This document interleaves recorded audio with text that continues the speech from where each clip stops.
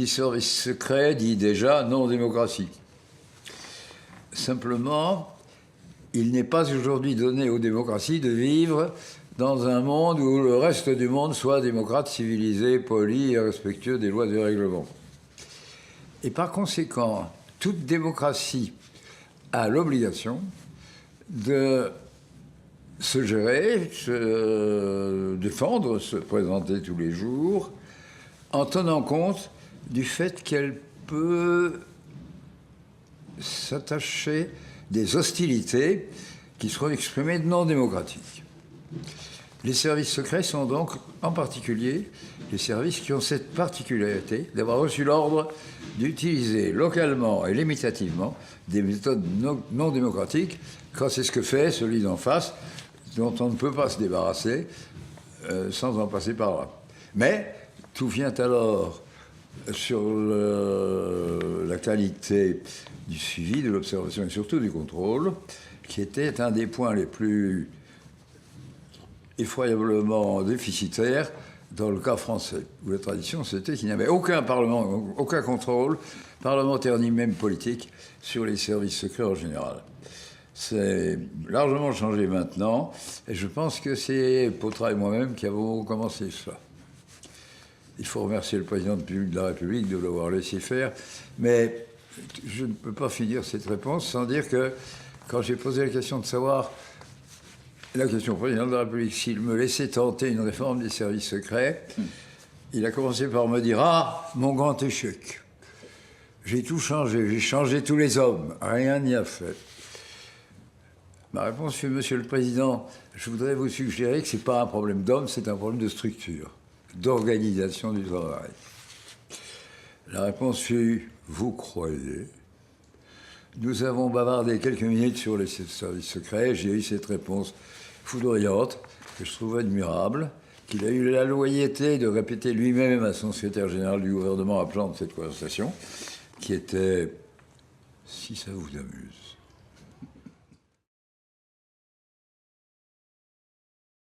C'est aussi une question à réponse simple et difficile. La première raison, c'est en fonction de ce qu'on a à faire. Y a-t-il rien à faire? L'océan est-il calme?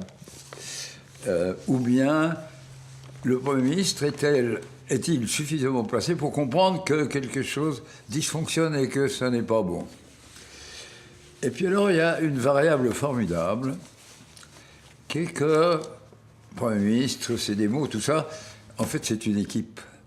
Le président de la République lui-même, le Premier ministre lui-même, c'est quand même toute une équipe où des membres de cabinet, du moment qu'ils ont mérité la confiance, ont un intérêt.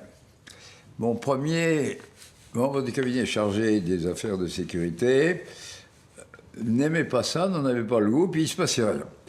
Un excellent préfet de région que j'aimais beaucoup, qui m'a quitté, parce qu'en plus, il était un peu âgé pour du travail de cabinet, c'était pas son truc. Et j'ai eu la chance ensuite de voir arriver chez moi un jeune préfet que je ne connaissais pas. Je ne sais encore pas qui l'a recruté. Il est ici, je peux quand même le montrer, il s'appelle Rémi Potra, et il a entrepris de me faire honte. Il s'est créé une situation où un ancien directeur de la DST, excellent connaisseur de tout l'enseignement, portait sur ce qui nous arrivait d'une part, comme matière, et sur les événements qui se passaient. Un jugement pointu, cruel, bien informé. Et tous les 2 ou 3 jours, venait me faire constater à quel point la République française n'était pas en état de travailler. Rien de moins. Or, moi je me souvenais de l'écriture constitutionnelle, du tempérament assez impérieux, sinon impérial, de notre grand président de la République, François Mitterrand, et je n'osais pas. Ça va vous amuser, mais n'importe quel grand patron vous le dira. Les collaborateurs qui ont du courage, ça compte. J'ai finalement osé aller dire à François Mitterrand que je me permettais de pénétrer sur ses plates-bandes et que je lui demandais la permission de réformer pour cause d'urgence pour cause de fonctionnement insatisfaisant de nos services secrets, parce que ça ne marchait pas. Tout ça pour entrer sans honte et en pouvant regarder dans les yeux mon collaborateur. C'est quand même une forte raison. Ne vous trompez pas, je suis sûr qu'il y a là un mécanisme du commandement complètement décisif.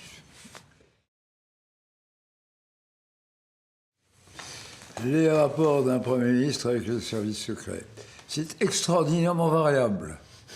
Ça n'a probablement rien à voir de l'un à l'autre. D'abord, ça dépend de ce qui se passe. J'ai commencé mes fonctions dans un calme olympien et je ne m'occupais absolument pas des services secrets. Et puis, ça a fini dans les guerres du Koweït. Et dans la mise à feu progressive du Moyen-Orient, il fallait s'informer de tout. Ça change. Deuxièmement, le chef des armées est le président de la République, qui est aussi le responsable de la défense principale de la défense nationale. Et tout dépend de l'équilibre interpersonnel qui s'est fait avec les deux hommes, entre les deux hommes, à propos de cette écriture constitutionnelle. Et ça peut dépendre de beaucoup de choses, y compris de leur histoire personnelle avant. Donc c'est variable et indicible. Et puis troisième question, ça dépend aussi de l'état dans lequel ils sont. Car assez vite, j'ai eu à constater, je regrette d'avoir à le dire maintenant, mais comme c'est largement corrigé, c'est corrigé de manière même éblouissante. Au début, le travail de nos services secrets était assez mauvais. Je ne trouvais aucun intérêt à lire des faits de brut, le plus souvent sans analyse, quelquefois même avec des analyses contradictoires entre les services, non jugés entre eux. Qu'est-ce que vous vouliez faire de ça? En plus, je n'en étais pas l'utilisateur principal, puisque c'était le président de la République. Alors j'ai assez vite capitulé.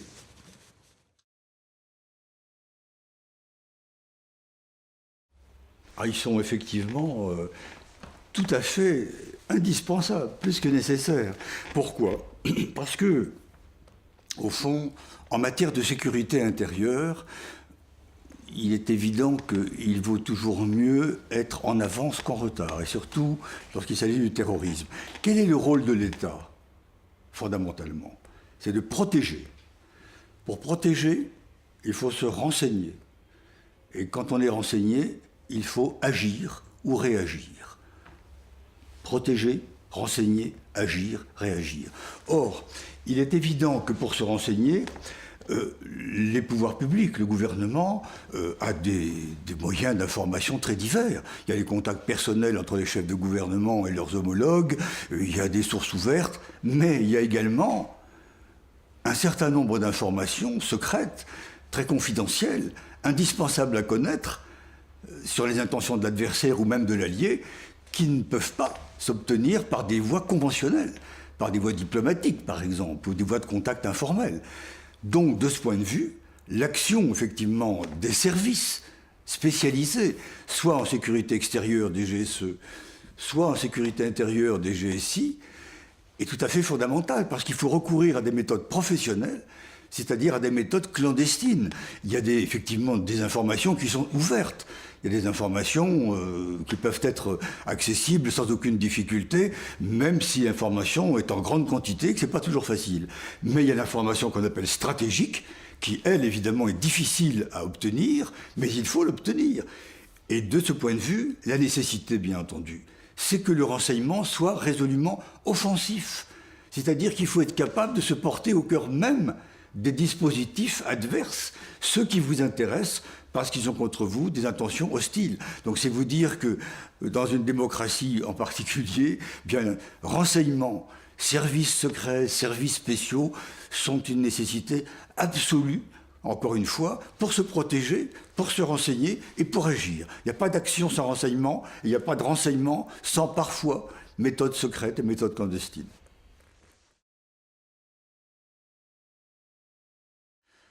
Oh ben, je crois qu'elles sont, là aussi, elles sont indispensables. Alors il faut évidemment ne pas tomber comme dans le système soviétique dans l'espionnage total. Ça c'est tout à fait clair. Mais il est évident que les opérations secrètes, les services secrets sont indispensables pour la raison que je vous indiquais tout à l'heure dans cette mission fondamentale de protection de l'État. Et au fond, qu'est-ce que c'est que le renseignement? Qu'est-ce que font les services spéciaux, les services secrets? Ce sont des moyens d'aide à la décision gouvernementale. C'est ça le principal, c'est pour que le gouvernement agisse, il faut qu'il soit informé et renseigné. Alors il y a effectivement, comme je le disais tout à l'heure, des moyens ouverts, des moyens d'information classiques, conventionnels, diplomatiques, d'avoir de l'information. Mais il y a effectivement un certain nombre d'informations qui sont secrètes. Donc il faut aller les chercher, et de ce point de vue, ben, il est évidemment parfois nécessaire d'utiliser des services qui, par des moyens clandestins, professionnels, très professionnels, vont permettre d'acquérir le renseignement dont on a besoin. Donc, moyen d'aide à la décision. Alors, au fond, quel type d'opération est envisageable? Ben, il y en a probablement un certain nombre, mais moi j'en vois trois. Il y a d'abord les opérations, disons, qui ont pour objet la guerre psychologique. C'est l'information. C'est travailler sur les moyens de communication et d'information pour agir sur les masses. Ça, c'est, comme on dit aujourd'hui, c'est soft, mais parfois efficace quand même. Une deuxième méthode, un peu plus hard, si vous permettez, c'est l'opération politique, c'est l'action politique. C'est-à-dire l'action qui vise à déstabiliser un gouvernement en place, soit pour l'amener à changer de position, soit pour changer de gouvernement. Là, on est dans un domaine qui est proche de la subversion. Puis le troisième, évidemment, ce sont les opérations spéciales violentes, c'est-à-dire les opérations paramilitaires ou de guerre non conventionnelles. Alors je dirais qu'en démocratie, elles sont indispensables, mais il y a trois conditions à remplir. En démocratie, la première condition, c'est qu'effectivement une opération spéciale ne doit être engagée que si les intérêts cruciaux de la nation sont en cause. On n'engage pas l'opération spéciale pour des motifs anecdotiques ou secondaires, ou subalternes. La deuxième condition, c'est d'évaluer très sérieusement, très rigoureusement, les conditions de la réussite et les conséquences de l'échec. Car si l'opération spéciale ne réussit pas, quelles conséquences politiques y aura-t-il? Il faut les évaluer. Et la troisième, le Premier ministre le disait tout à l'heure, c'est le contrôle parlementaire. Il y a un moment ou un autre, évidemment, il faudra rendre compte de ces opérations devant des organismes parlementaires, et dans tous les pays démocratiques, il y a des commissions spécialisées dans ce genre d'activité. Là, on touche finalement un champ qui est celui de la nouvelle conflictualité des puissances, c'est-à-dire celui de la guerre économique. Aujourd'hui, on sait effectivement que la puissance d'une nation, elle n'est pas seulement militaire, elle est également liée à la technologie, à la science, au commerce, à la culture même, bien entendu. Je dirais que, entre les deux, la finalité est la même, mais qu'en termes de méthode, elles sont fondamentalement différentes. La finalité est la même, pourquoi ? Le but, c'est toujours pareil, c'est de voir en avant. C'est effectivement de distinguer assez rapidement ce qu'on appelle dans le langage commun les signaux faibles, c'est-à-dire ce qui va finalement être un élément précurseur de changements peut-être beaucoup plus importants par la suite et qui deviendront des menaces ou des occasions. Donc, encore une fois, toujours se placer, s'agissant de la sécurité ou de la guerre économique, dans la démarche anticipatrice, avoir l'intelligence de l'avant. La finalité, donc, pour le renseignement et l'intelligence économique, c'est la même chose. Les deux ont le même but, essayer de savoir, d'en savoir plus sur l'adversaire qu'il n'en sait sur vous, et le savoir le plus tôt possible. Mais il y a une différence fondamentale de méthode. C'est que, bien entendu, le renseignement utilise des méthodes qui sont clandestines, professionnelles, illégales. L'intelligence économique, et c'est sa définition même, repose sur la légalité de l'obtention d'informations. Ce sont des informations qui s'obtiennent d'une façon légale totalement. Donc, la finalité est la même, stratégiquement obtenir l'information, mais la méthode est différente.